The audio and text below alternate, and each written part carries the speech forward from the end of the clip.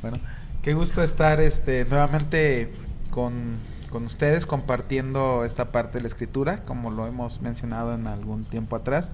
La intención de reunirnos es compartir algunos apuntes de las lecturas que se van a usar para los sermones, pero que también ustedes en casa puedan meditar un poco acerca de la palabra y por ahí habrá algunas eh, incógnitas, habrá algunos destellos que podamos tener sobre en esta plática y que ustedes puedan desarrollar como familia, y esa es nuestra principal intención, que juntos abordemos el texto en los diferentes puntos de vista. Y qué bueno contar con el pastor Lemuel, la pastora Febe y con ustedes que pueden estar viendo.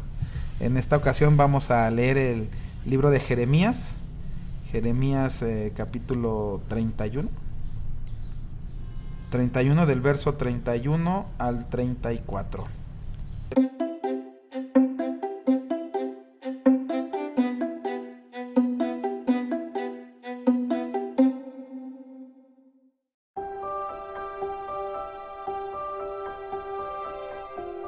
He aquí vienen días, declara el Señor, en que haré con la casa de Israel y con la casa de Judá un nuevo pacto. No como el pacto que hice con sus padres el día que los tomé de la mano para sacarlos de la tierra de Egipto, mi pacto que ellos rompieron, aunque fui un esposo para ellos, declara el Señor. Porque este es el pacto que haré con la casa de Israel después de aquellos días, declara el Señor. Pondré mi ley dentro de ellos y sobre sus corazones la escribiré, y yo seré su Dios y ellos serán mi pueblo.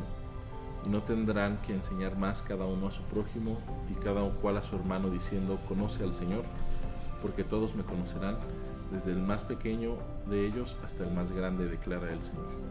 Pues perdonaré su maldad y no recordaré más su pecado.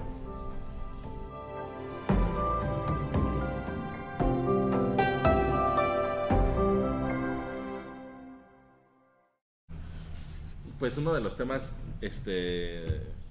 constantes, bueno, no sé si constantes, pero que resaltan en los profetas es la idea del pacto de Dios con su pueblo. Y algunos profetas como que quieren preservar ese pacto, pero otros como Jeremías dicen, no, vamos a acabar ese pacto y vamos a iniciar un nuevo pacto. Este pacto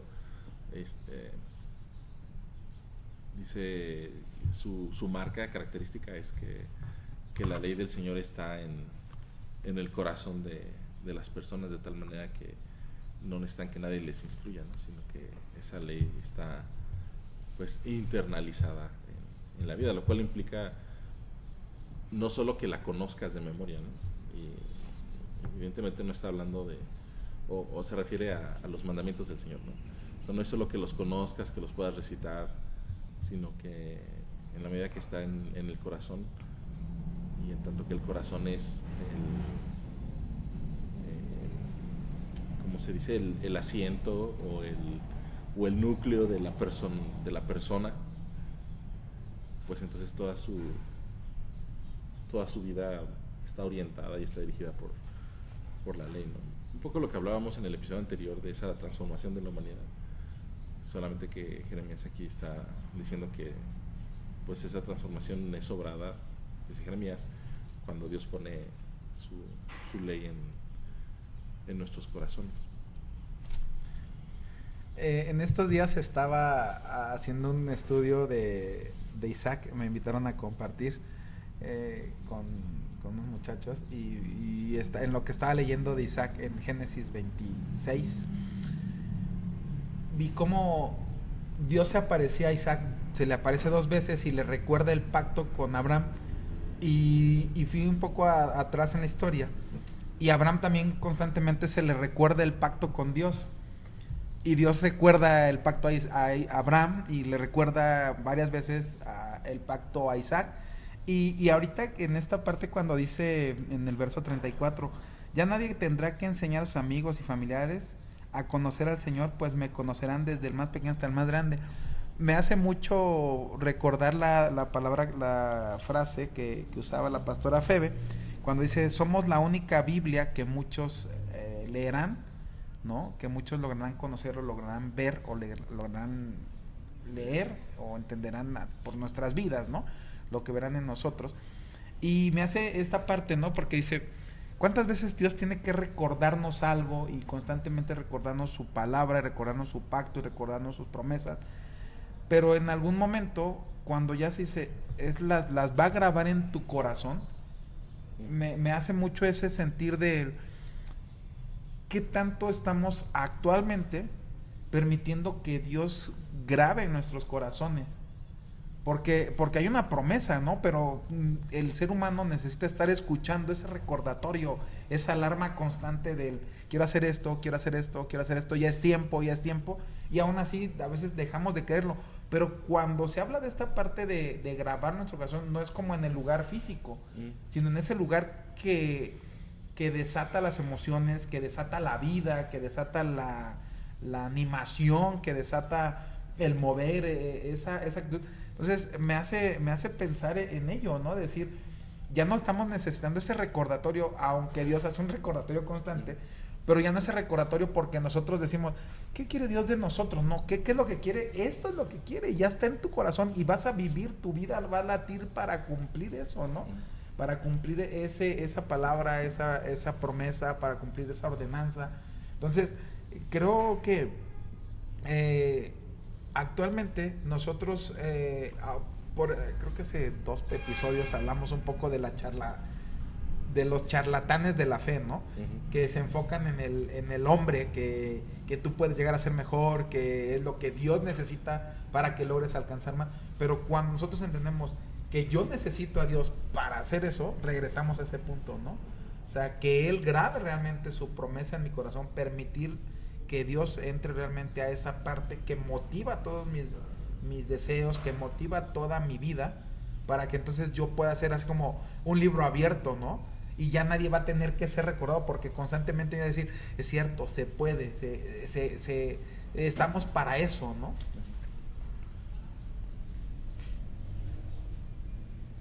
Entiendo que el profeta Jeremías le está hablando en ese momento, ¿no? A un pueblo que tiene muy presente el pacto, que es parte de su esencia, ¿no? Y que muchas cosas que están haciendo o que no están haciendo las justifican porque el pacto, ¿no? O porque son hijos de.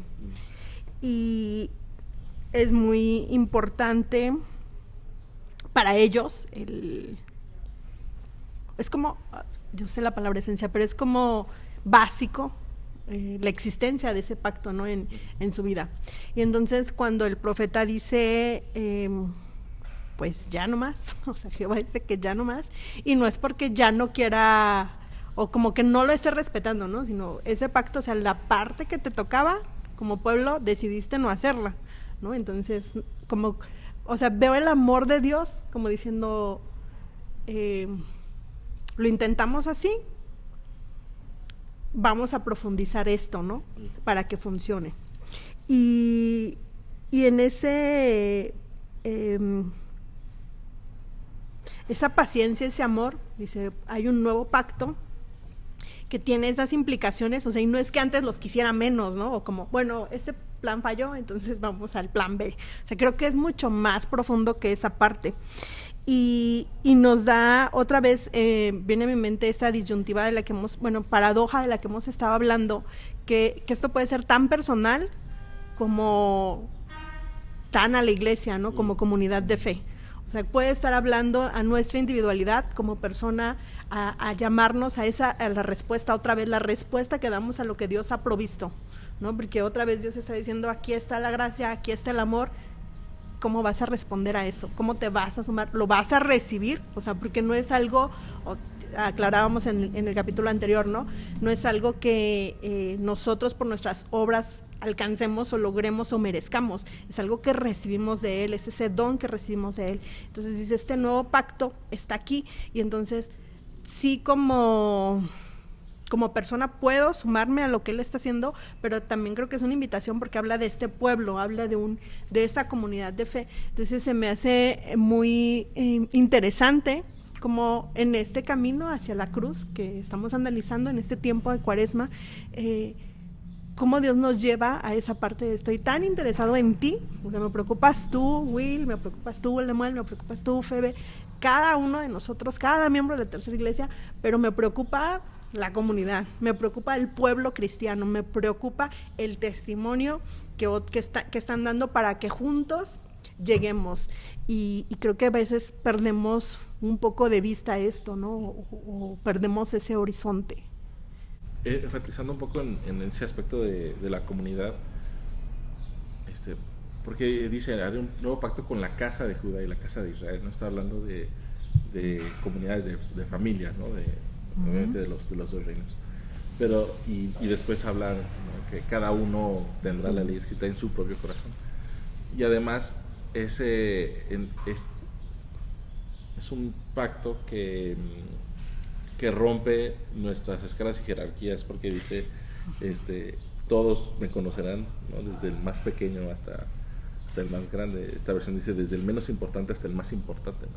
O sea, puede que rompa esa escala de edad o de juventud, ¿no? Pero también las escalas de importancia o de relevancia, ¿no? De manera que si las personas hacemos pactos, generalmente son una persona tiene más ventaja que otra persona, ¿no? Se habla de los pactos de negociaciones como luchas, ¿no? Por ganar y todo eso. Siempre hay como que esa idea de ver qué podemos sacar, ¿no? ¿Qué ventaja podemos obtener? ¿Cómo podemos ganar nosotros una negociación que me convenga más a mí, ¿no? Y que a lo mejor a ti no te deje tan mal parado. Pero Dios dice, no, en este pacto todos me van a conocer igual, ¿no? Es como el gran nivelador de esas escalas jerárquicas, ¿no? Siento que es un tema muy recurrente en la Biblia, ¿no? Y creo que hemos capturado esa esencia en algunas de nuestras conversaciones. Porque al final de cuentas, creo que lo mencionabas en el episodio pasado, Willy, cuando recurrías al pasaje de Gálatas, donde dice que ya no hay judío ni griego, ¿no? Esclavo ni libre. Es decir, en ese nuevo pacto, todos somos iguales, ¿no? Y esa igualdad radica para el profeta Jeremías, en que conocemos igual al Señor, ¿no? Que tenemos el mismo acceso a conocerlo y que tenemos esa misma ley grabada en cada uno de nuestros corazones. Entonces ya no podemos ver a una persona como más iluminada que otra, o más inspirada que otra, o que tiene más autoridad que otra, sino que, para empezar, creo que, digamos, Jesús mismo pues elimina ese concepto de autoridad, ¿no? en su comunidad, pero porque entonces todos nos vemos como iguales, ¿no? El profeta Joel va a decir lo mismo cuando dice que viene el Espíritu sobre todos, ¿no? Sobre toda carne. Entonces creo que en esa dimensión también de ese nuevo pacto para la comunidad, donde toda la comunidad es igual, ¿no? No hay uno que sea más importante que otro. Todos somos iguales. Y en ese mismo sentido, recuerdo cuando Jesús, y lo escuché en una predicación, ya tiene un ratito, donde hacía la mención de cómo judíos y samaritanos no se llevaban, pero cuando Jesús sana a los 10 enfermos que encuentra en el camino, y cuando regresa y que dice, solo un samaritano, o sea, dentro del grupo, o sea, ya no se podían ver como, tú eres samaritano, los unía la enfermedad, ¿no? O sea, como todos estamos relegados, estamos sufriendo esta enfermedad en nuestro cuerpo, y pues en ese mismo sartén estamos todos, ¿no? Entonces va con ese enfoque, ¿no? A veces nosotros nos cuesta mucho trabajo porque es el superintendente, es el general, es el pastor, es el misionero, es el apóstol, y tenemos nombres como para tener un escalafón dentro de la organización o la institución, pero debemos recordar esto, ¿no? Al final estamos todos en el mismo nivel, en el sentido de, quiero ser muy claro ahí, no en el nivel escolar o de capacidades en ese sentido, pero sí en el mismo nivel de poder recibir la gracia de Dios, y de recibir al mismo Dios, y de recibir el mismo amor de Dios, y recibir la salvación de Dios, ¿no? ¿Por qué? Porque todos estamos enfermos de alguna manera. O sea, ese grupo de los 10, cuando Jesús va y hace mención de solo vino y samaritano, o sea, nos hace ver esa parte, ¿no? Cuando estaban sanos, había esas diferencias, ¿no? O sea, de tú eres judío, yo samaritano, no nos llevamos. Pero cuando estamos todos en esa etapa de enfermedad, de que necesitamos la gracia, que necesitamos la salvación, o que necesitamos el perdón, entonces nos vemos todos parejos. Ahora sí que todos nos estamos hundiendo y solo sacamos la cabecita como para pedir ayuda. Entonces, ahí nos vemos todos, ¿no? O sea, yo creo que ahí debemos de vernos como seres humanos, como personas, que todos necesitamos de esa mano que nos levante, ¿no? Entonces, aquí esta parte también, cuando quita niveles de importancia a la gente o jerarquías, creo que nos da a nosotros mucho que pensar, ¿no? Porque a veces nos valemos de una jerarquía y creo que lo mencionamos también en una de las reuniones, cómo todo va encajando, ¿no? Pero lo mencionábamos en algún momento, decir, yo llegué a ser presidente de esto y me preguntaba, ¿cómo lo hice?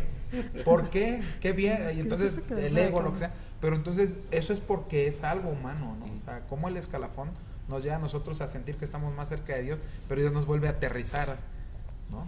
O la misma comunidad te coloca, ¿no? En un lugar diferente. O sea, que ore por mí el pastor porque a él lo escucha Dios, ¿no? Y aquí nos devuelve la responsabilidad como comunidad, ¿no? De todos podemos recibir su gracia. Creo que aquí hablabas de enfermedad, es el pecado, ¿no? Porque así como está o podemos tener presente ese nivel jerárquico que se pudiera presentar, y que yo entiendo que responde más a un tema de organización que a un tema de importancia como tal, ¿no? En una institución, porque al final es eso, una institución como puede ser la iglesia. Creo que también cuando hablamos de pecado, de pronto tenemos nuestras escalas para justificar. O sea, de pronto es como, bueno, sí, yo soy pecador, pero yo, o sea, hay gente que mató, o hay gente que hizo esto, ¿no? Hay gente que... Entonces, aquí es como ubicarnos en esa parte de todos necesitamos la gracia de Dios. O sea, no puedes sentirte más que otros o más especial, pero tampoco puedes sentirte menos que otros o menos especial, ¿no? O sea, delante de Dios decías, cerrabas tu conclusión en el capítulo anterior, la valía que Dios nos ha dado. Entonces él dice, toda la humanidad, o sea, la he amado y quiero tener una relación, una comunión con cada uno de ellos, con esta comunidad que he elegido. Entonces creo que nos tendría que llevar a ese punto de reflexión, por lo menos a mí me dirigen en esa parte. Perdonaré la maldad y no me acordaré más de su pecado. Y a veces ya hemos tomado esa gracia, pero seguimos arrastrando ese lastre, ¿no? Seguimos sintiendo culpa, seguimos repitiendo o consintiendo pecados ocultos, por ahí como de, bueno, sí, Dios está haciendo esto, pero esto, o sea, no lo puedo evitar, ¿no? Y caemos en justificaciones de mi humanidad, de el patrón familiar que estoy siguiendo, y vienen muchos temas a reforzar ese tipo de ideas, ¿no? Que es como la realidad que vivimos. Y aquí nos está diciendo, claramente puedes ser libre de todo eso, porque ya se hizo una provisión para que seas libre de todo eso, sin una escala de esto es tan profundo, tan difícil que no puede ser tocado o puede ser transformado por Dios. Entonces pienso que hay en esa a eso apunta el profeta cuando dice, todos me conocerán y perdonaré su maldad, ¿no? No me acordaré más de su pecado. Es decir, podemos tomar de esa gracia y vivirla realmente, vivir en esa abundancia a la que Él nos ha llamado. Y también podemos ser libres de la culpa del pecado, porque pasa mucho, ¿no? Que somos perdonados, pero no creemos ser perdonados, no creemos que seamos dignos, o que seamos merecedores, o que seamos lo suficientemente valiosos ante Dios como para recibir su perdón, ¿no?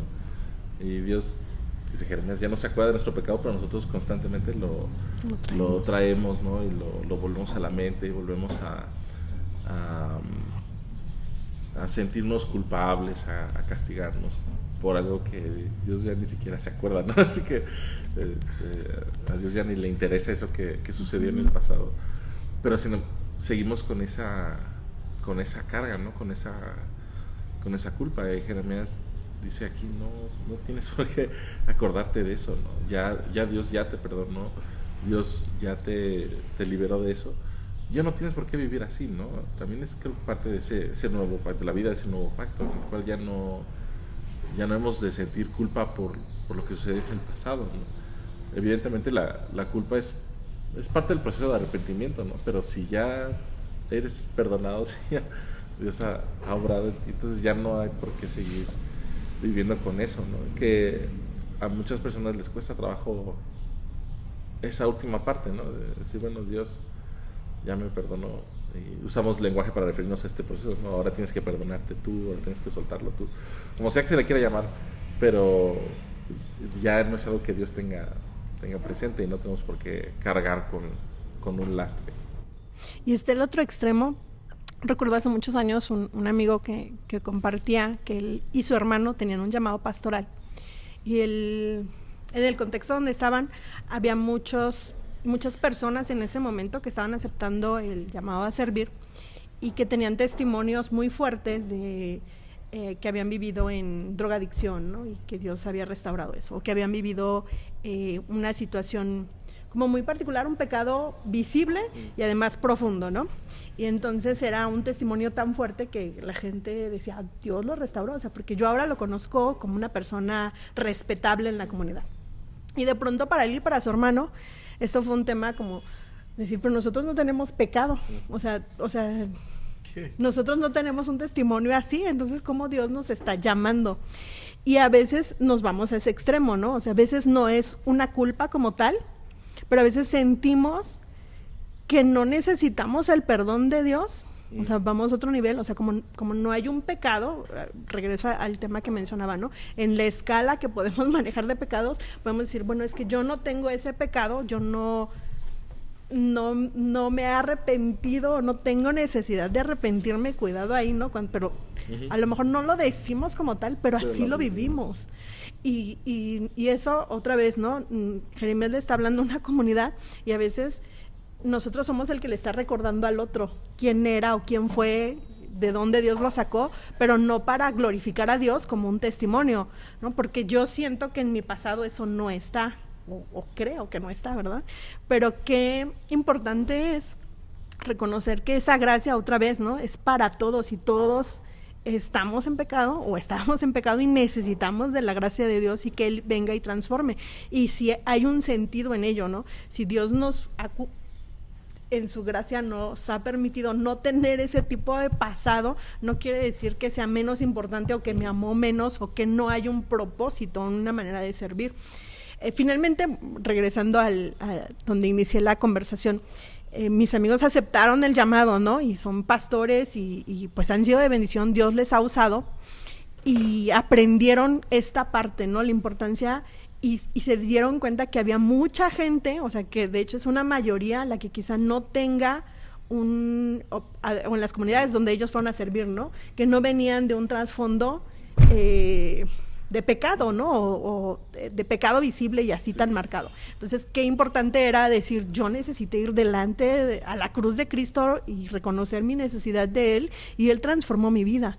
¿De qué? Del pecado que había. ¿Pero cuál pecado? Y empiezas a revisar esa parte y Dios te llama a cuentas, ¿no? Y te hace consciente, y entonces es ese reconocimiento que puede llevarte a sentir mucha más gratitud por la bondad de Dios en tu vida, que aún antes de conocerlo, o sea, Él te permitió no profundizar o no caer, ¿no? Mucho más profundo, y te permite compartirlo con otros, porque no es, mencionabas el ejemplo, ¿no? De los leprosos que estaban totalmente marginados por la sociedad, entonces era muy evidente la situación que vivían, y eso les llevaba a tener esa complicidad, esa comunidad, generar ese sentir, ¿no? De leprosos. En ese extremo, pues había ese sentido de identidad, ¿no? Y a veces estamos como en el medio y decimos, pero no tenemos testimonios de eso, ¿no? Entonces, ¿cuánto podemos impactar a nuestra comunidad? Creo que podemos impactar muchísimo, porque la gracia de Dios estaba ahí presente, que aún, o sea, y otra vez, no lo merecemos, no es porque tengamos algo especial, Él nos ha permitido, ¿no?, llegar a la cruz, reconocer nuestra necesidad de Él sin haber tenido que pasar algo tan profundo, tan difícil. Al inicio de la serie de Cuaresma mencionábamos el asunto del desierto, ¿no? Y Bebe decía que el desierto no es necesariamente para que vayas ¿A morir? a entregar tus pecados, ¿no? O sea, la tentación no es necesariamente que tengas que enfrentar el pecado, a lo mejor el pecado en ese sentido escandaloso, visible, ¿no? Sino es la intención de abandonar todo para encontrarte con Dios, ¿no? Y reflexionando en lo que mencionabas, ¿no? De que a veces unos quisiéramos haber sido la peor lacra del mundo para poder pararnos y decir, era la peor lacra del mundo, pero Dios me salvó, ¿no? A veces no sé si lo hacemos, no puedo juzgar a nadie, ¿no? Lo hacemos para la gloria de Dios o lo hacemos para que todo el mundo vea cómo que sí, entonces, que sí fuimos, ¿no? Ajá, y entonces ya estamos incurriendo en pecado de soberbia, ¿no? pero el hecho de que Jeremías diga que todos tenemos ese corazón nuevo, ¿no? Que todos conocemos a Dios, que Dios perdona todos los pecados, pues aún los pecados que llegué a cometer en mi juventud cristiana, ¿no? Así, o sea, porque otra vez no hay como esa escala de pecados, ¿no? De que evidentemente hay pecados que son absolutamente terribles, ¿no? Pero el pecado, en tanto que nos aleja de Dios, pues es pecado, ¿no? Y quizás el pecado que alguien que nunca pecó pueda tener es el pecado de la soberbia, ¿no? De pensar que no necesita de la gracia de Dios. Sea como sea, el punto aquí es que otra vez es un acto comunitario que Dios hace, ¿no? O sea, tal vez puedas decir, yo no pequé tanto, ¿no? Pero necesitas, o eres parte de una comunidad perdonada, ¿no? Amén. Y si somos parte de una comunidad perdonada, entonces Jesús nos enseña que tenemos que perdonar a otros, ¿no? Y que tenemos que reconciliar a otros. Una de las lecturas de miércoles de ceniza es en Corintios, cuando Pablo dice, les rogamos, les suplicamos, por favor reconcíliense con el Señor. Pablo puede decir eso porque él mismo se ha reconciliado con el Señor. Entonces, en ese sentido, una persona que pudiera decir, no pequé tanto como tal, o no tengo mi pasado tan sucio como tal, de todas maneras pertenezco a una comunidad que ha sido perdonada por Dios, y por lo tanto puedo perdonar de la manera en que siento que no fui perdonado, porque no cometí los grandes pecados, no tengo la gran deuda, pero tengo que perdonar así cuando alguien venga y cometa ese pecado contra mí, o el mundo necesite reconciliarse con Dios. Yo tengo que perdonar y tengo que buscar esa reconciliación, porque pertenezco a esa comunidad donde Dios dice, no me acuerdo de sus pecados. ¿De qué pecado me hablan? No me acuerdo, ¿no? Pero tal vez es una forma de experimentar la gracia de Dios por fe, ¿no? De decir, pues es que no siento que Dios me haya perdonado de nada. Pues qué bueno que no te sientas culpable, ¿no? Pero aprende entonces a comunicar ese perdón a otras personas. Ahora, yo creo que Dios nos perdona todo, ¿no? Y que todos, nadie puede decir que no tiene ningún pecado, Claro. ¿no? Pero digo, sí puede haber alguien que diga, es que yo no siento De que Dios me haya perdonado tanto como ¿no? Eso, ¿no? Pero somos la comunidad Pero del pecado. Oye. Somos una comunidad perdonada, ¿no? Ajá, Somos una más comunidad bien. que ha sido perdonada, y que por lo tanto podemos perdonar, y esa es la marca también del nuevo pacto, ¿no? Yo aquí en mi nota ponía, regresando a la parte del, cuando dice, llegará el día en que haré un nuevo pacto con Israel y Judá. Recuerdo un poco esa parte de que dice el salmista, ¿no? Sus misericordias son nuevas cada mañana, y siento que cada mañana nos recuerda ese nuevo pacto, ¿no? Ese pacto constante de que Él está con nosotros, de que Él camina con nosotros y de que Él está dispuesto a seguir perdonando, ¿no? Ahora, mencionaron un par de veces en el hecho de que cuando no nos creemos el perdón, y es bien importante esa parte, porque no la expresamos tan a menudo, pero creo que constantemente volteamos al bote de basura y buscamos la lista, los objetos que nos amarran al hombre pecador, y Dios ha vaciado eso en un contenedor que está constantemente ardiendo y está quemándose y está desapareciendo, y a veces somos capaces de ir a ese lugar incendiario solo para rescatar uno de esos pecados que tenemos, que Dios ha perdonado, y recordarnos y decir, no lo merezco, y terminamos lastimados por intentar buscar esa parte, ¿no? O sea, creo que eso tal vez no lo expresamos muy a menudo como persona, pero nos ata mucho, ¿no? ¿Por qué no sabemos perdonar? Porque ¿cómo vamos a ser capaces de recibir un perdón por lo que hicimos en algún lugar del mundo, de la vida, que estamos rascándole ahí, ¿dónde lo dejé? Y entonces no soy capaz de perdonar a mi hermano, porque pues tampoco he sentido el perdón, ¿no? Entonces es como esa parte de entender que si tenemos este nuevo pacto, no es un nuevo pacto que nos ate a algo más que había en nuestro pasado, sino es un pacto nuevo que genera esta parte, ¿no? Esta gracia que se sigue dando y que se sigue como renovando día con día, ¿no? Para purificar nuestros corazones. Ahora nosotros tenemos que ir ahí, o sea, tenemos que ir a ese nuevo pacto, ¿no? Y qué tan importante es conocer ese nuevo pacto. Yo les decía, mientras leía, y decía, ¿por qué era tan necesario que Dios le dijera a Abraham tantas veces? Y que incluso Abraham, ¿no? En algunas de las predicaciones del pastor Lemuelas algunos meses atrás, cuando él decía, incluso a Abraham le quiso decir a Dios, oye, pues acuérdate de Ismael, ¿no? Mejor ponlo a él, ya yo estoy viejo, ponlo a él como la parte del pacto, y Dios le vuelve a decir, no, o sea, va a ser de ti y de Sara. Y cuando vienes, vuelve a recordarle el pacto, y a Isaac vuelve a recordar el pacto, y vuelve a recordar el pacto, y se presenta delante de ellos para recordarles ese pacto, ¿no? Entonces, para nosotros esa parte de las misericordias son nuevas cada mañana. Creo que es ese recordatorio de ese pacto de Dios, que es como esa nueva oportunidad, y de entender que Él camina con nosotros, ¿no? Y que nuevamente somos perdonados, que lo que ha pasado ha quedado ya. Como dice la canción. Yo quisiera terminar, estaba buscando una cita, no me acuerdo creo que es de Paul Tillich, no me acuerdo exactamente la cita, no la encontré, pero dice algo así como, la fe es saberse perdonado a pesar de creer que uno es imperdonable, ¿no? O sea, tengo fe en Dios cuando sé que Dios, cuando me sé perdonado, a pesar de que yo mismo crea que no merezco el perdón. Iniciadas la conversación diciendo que había profetas que hacían énfasis en el pacto, y Jeremías viene y dice, hay un nuevo pacto, ¿no? Jehová nos ha entregado un nuevo pacto, y lo sumó a la conversación que hemos tenido, ¿no? Qué importante es tener presente la misericordia de Dios, la gracia de Dios que está ahí, y reconocer aquella provisión que ya ha hecho Dios y tomar de ella, ¿no? O sea, puede estar ahí, pero yo puedo no estar recibiéndola, o sea, puedo no estar aceptándola, puedo estar a la expectativa de qué sucede sin ser partícipe de esa misericordia, de ese amor.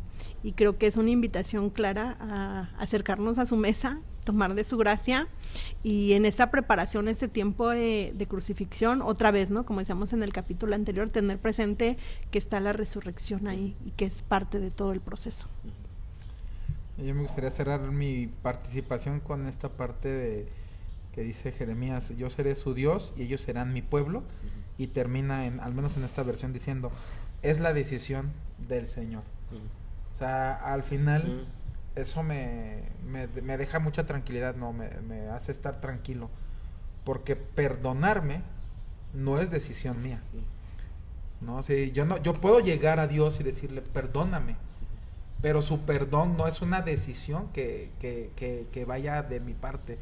Que Él sea mi Dios no es una decisión que vaya de mi parte, es como una acción de Dios para conmigo. Es, ok, yo seré tu Dios, es como esa afirmativa, ¿no? De yo seré, o sea, no es yo intentaré, yo si tú me dejas, es yo seré, ¿no? O sea, y eso es al final es la decisión del Señor. Y entonces entiendo que la decisión del Señor no es errada, no es equívoca. Y entonces descanso en esa parte de su perdón para conmigo no fue casualidad, no fue algo que se dio por artes del destino, ¿no? Porque le llegaste al precio. Le llega el precio, o porque, bueno, se está portando muy bien, mira, lo voy a perdonar. No, ya se lo merece, no, es porque una decisión de él es amarnos en medio de nuestro pecado y perdonarnos, ¿no? Perdonar nuestros pecados. Y creo que esa parte me hace descansar mucho en el sentido de decir, es su decisión amarme y es su decisión perdonarme.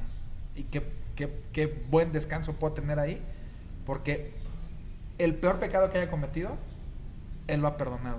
Él lo ha perdonado. Ya no tengo que ir al bote de la basura a buscar la lista, ¿no? Entonces, descanso ahí en esa parte. Pues con ese pensamiento del perdón de Dios y del amor de Dios terminamos esta temporada de Cuaresma y nos adentramos así al tiempo de Semana Mayor, de Semana Santa, como decía la pastora Febe, yendo hacia la cruz de Cristo, pero también sabiendo que del otro lado está la resurrección. Así que seguimos compartiendo estas reflexiones con ustedes y la siguiente semana estaremos explorando qué significa la última zona de Cristo y su obra en la cruz. Amén. Gracias.